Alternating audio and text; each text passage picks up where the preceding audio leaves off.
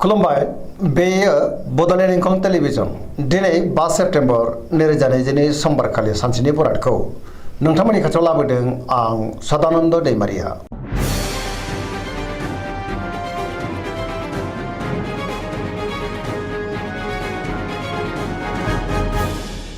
सिगां फरायनो लादों मेष राशि गिबि हांखो अ ल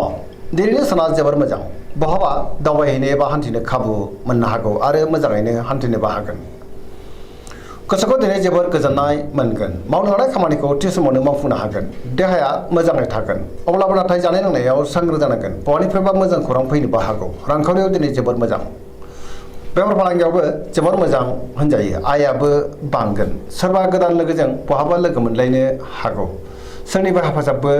मोनगोन न'खराव दिनै अननानै फैगोन बिदा फंबायजों मोजां सोमोन्दो थागोन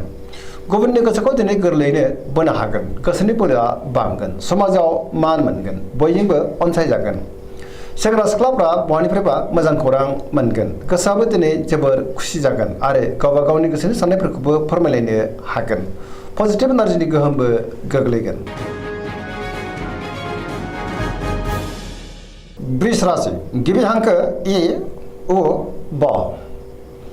दिनैनि साना जोबोर मोजां गोसोखौ दिनै जोबोर गोजोननाय मोनगोन गोसोनि बोलोआ बांगोन मावनो लानाय खामानिखौ थि समावनो आरो गोरलैयैनो मावफुंनोबो हागोन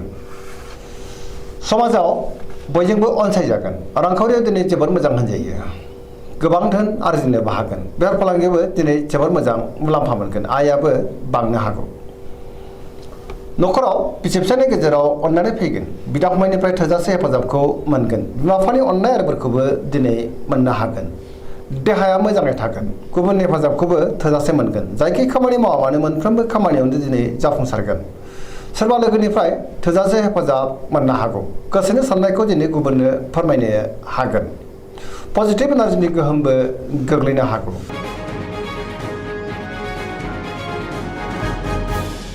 मिथुन राशि गिबि हांखो क स दिनैनि साना जोबोर मोजां पजिटिभ एनार्जिनि गोहोम गोग्लैगोन मोनफ्रोमबो खामानिखौनो दिनै मोजाङैनो मावफुंलांनो हागोन सिगांनि बबेबा आद्रा खामानिखौबो मावफुंनो हागोन गियाननि आंखाल जानाय नङा गोसोखौ दिनै जोबोर गोजोननाय मोनगोन गोसोआ जोबोर खुसि जागोन देहायाबो मोजाङै थागोन रांखावरियाव जोबोर मोजां बेफार फालांगियावबो जोबोर मोजां होनजायो आयाबो बांगोन न'खराव दिनै अनलायनाय फैगोन सोरनिफ्रायबा थोजासे हेफाजाब मोनगोन समाजाव बयजोंबो अनसायजागोन गोसोनि बोलोआ बांगोन गावनि गोसोनि साननायखौ दिनै गुबुननो फोरमायनो हागोन सोरबा लोगोनिफ्राय मोजां खौरां मोननोबो हागौ आरो सोरजोंबा बाख्नाय जानोबो हागौ गुबुनजों मोजां सोमोन्दो लाखिनो रोंगोन सेंग्रा सिख्लाफ्रा जोबोर रमान्टिक जागोन आरो गावबा गावनि गोसोनि साननायखौ फोरमायलायनोबो हागोन।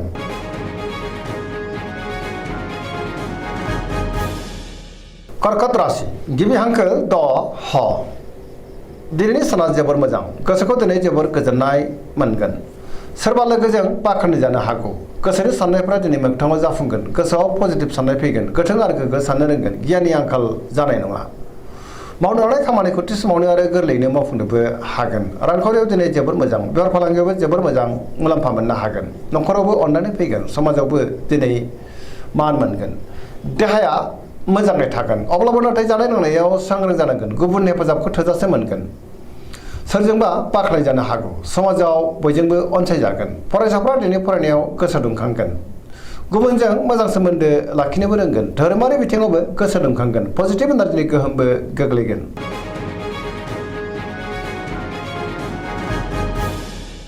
सिंह राशि गिबि हांखो म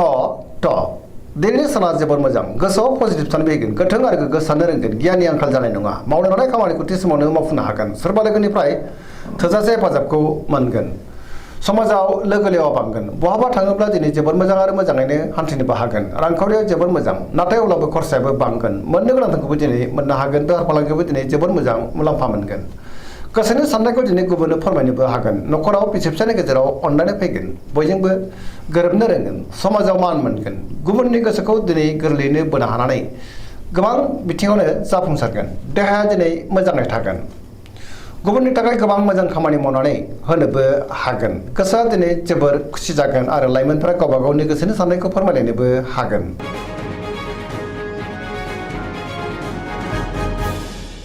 कन्या राशि गिबि हांखो प ट दिनैनि साना जोबोर मोजां गोसोआव पजिटिभ साननाय फैगोन गोथों आरो गोग्गो साननो रोंगोन गियाननि आंखाल जानाय नङा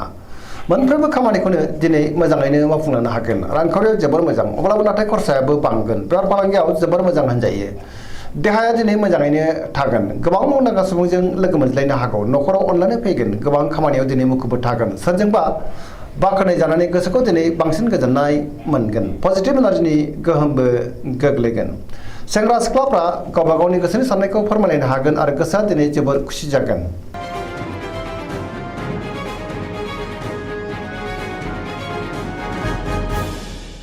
तुला राशि गिबि हांखो र ट दिनैनि साना जोबोर मोजां गोबां रोखोमनि जेंनाफोरखौ दिनै सुस्रांनो हागोन गोग्गो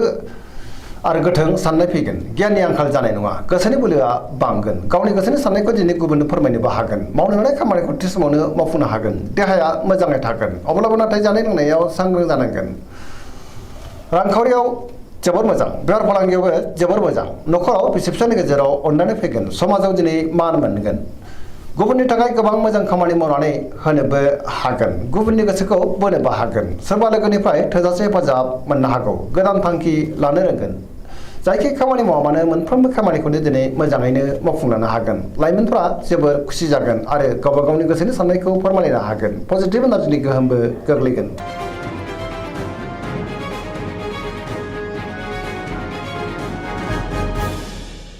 वृश्चिक राशि गिबि हांखो न स दिनैनि साना जोबोर मोजां पजिटिभ एनार्जिनि गोहोम गोग्लैगोन समाजाव लोगो लेवा बांगोन सोरबा गोजाम लोगोजों बहाबा लोगो मोननानै गोसोखौ दिनै जोबोर गोजोननाय मोनगोन गोसोआव गोग्गो आरो गोथों साननाय फैगोन गियाननि आंखाल जानाय नङा मावनो लानाय खामानिखौ थि समावनो आरो गोरलैयैनो मावफुंनोबो हागोन सोरनिफ्रायबा मोजां खौरां मोननोबो हागौ गुबुननिफ्राय थोजासे हेफाजाब मोननो हागोन गोसोनि साननायफ्रा दिनै मोगथाङाव जाफुंगोन गोसोनि बोलोआबो बांगोन समाजाव मान मोनगोन न'खराव दिनै अननानै फैगोन बिमा बिफानिफ्राय थोजासे हेफाजाबबो मोननो हागौ नाथाय अब्लाबो गोसोनि साननायफ्रा जाफुंनो गोब्राब जागोन देहाया मोजाङै थागोन गुबुननि हेफाजाबखौ मोनगोन फरायसाफ्रा दिनै फरायनायाव गोसो दुंखांगोन आरो मोजां फिथाइ मोनगोन लाइमोनफ्रा जोबोर रमान्टिक जागोन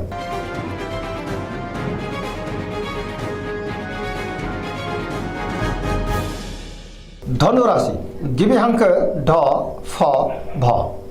दिनैनि साना मोजां आरो गाज्रिनि गेजेरजों बाबेलांगोन गोसोआव गोनो गोथो साननाय फैगोन गियाननि आंखाल जानो हागौ मावनो लानाय खामानिखौ थि समावनो मावफुंनो गोब्राब जागोन माबा नङा माबा मोनसे गोरोन्थि मावफ्लांनोबो हागौ गोसोनि साननायफ्रा दिनै देबारनांगोन रांखावरियाव मोजां अब्लाबो नाथाय खरसायाबो बांगोन बेफार फालांगियावबो मोजां होनजायो न'खराव बिसि फिसायनि गेजेराव अननानै फैगोन समाजाव मान मोनगोन बहाबा थांनांगौब्ला दिनै लामा सामायाव सांग्रां जानांगोन गुबुननि थाखाय नाङा फाङा जेंनायाव गोग्लैनांनोबो हागौ देहाया मोजाङै थागोन न'खराव बिदा फंबायनि हेफाजाबखौ मोननो हागोन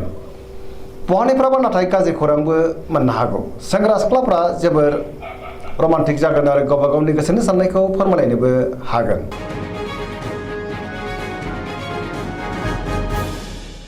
मकर राशि गिबि हांखो ख ज दिनैनि साना जोबोर मोजां गोसोनि साननाया जाफुंगोन मावनो लानाय खामानिखौ थि समावनो आरो गोरलैयैनो मावफुंनोबो हागोन रांखावरियाव जोबोर मोजां बेफार फालांगियावबो जोबोर मोजां मुलाम्फा मोनगोन अब्लाबो नाथाय खरसायाबो बांगोन सोरनिबा बाख्नायनाय मोननो हागौ गुबुनजों मोजां सोमोन्दो लाखिनो रोंगोन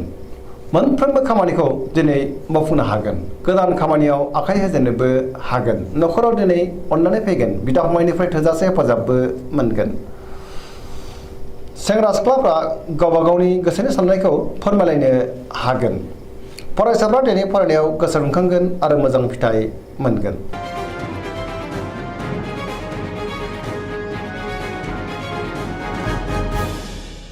कुम्भ राशि गिबि हांखो ग स दिनैनि साना मोजां आरो गाज्रिनि गेजेरजों बाबेलांगोन गोसोखौ दिनै जोबोर गलाय गजाय मोनगोन मावनो लानाय खामानिखौ थि समावनो मावफुंनो गोब्राब जागोन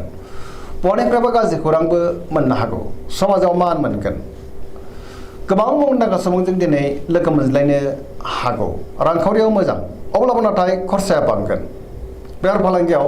मोजां होनजायो देहाया दिनै बारा मोजां थानाय नङा गोबां रोखोमनि देहायारि जेंनाजों मोगा मोगि जानांनो हागौ जानाय लोंनायाव सांग्रां जानांगोन न'खराव दिनै अननानै फैगोन गुबुननि हेफाजाबखौबो मोनगोन बिमा बिफानि अननाय आरोफोरखौ दिनै मोननो हागौ बहाबा दावबायहैनो बा हान्थिनो खाबु मोननो हागौ।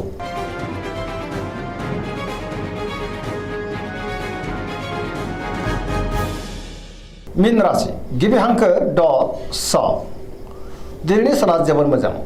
गुबुननि थाखाय गोबां मोजां खामानि मावनानै होनो हागोन गोसोआव पजिटिभ साननाय फैगोन गोथों आरो गोग्गो साननो रोंगोन गियाननि आंखाल जानाय नङा सोरबा लोगोनिफ्राय हेफाजाब मोननो हागौ गावनि गोसोनि साननायखौ दिनै गुबुननो फोरमायनो हागोन देहाया मोजाङै थागोन अब्लाबो नाथाय जानाय लोंनायाव सांग्रां जानांगोन रांखावरियाव मोजां बेफार फालांगियावबो मोजां होनजायो न'खरावबो दिनै अनलायनाय फैगोन सोरजोंबा बाख्नाय जागोन लाइमोनफोरनि गोसोआ दिनै जोबोर रमान्टिक जागोन आरो गावबा गावनि गोसोनि साननायखौ फोरमायलायनोबो हागोन गुबुनजों मोजां सोमोन्दो लाखिनो रोंगोन फरायसाफ्रा दिनै फरायनायाव गोसो दुंखांगोन आरो मोजां फिथाइ मोननोबो हागोन।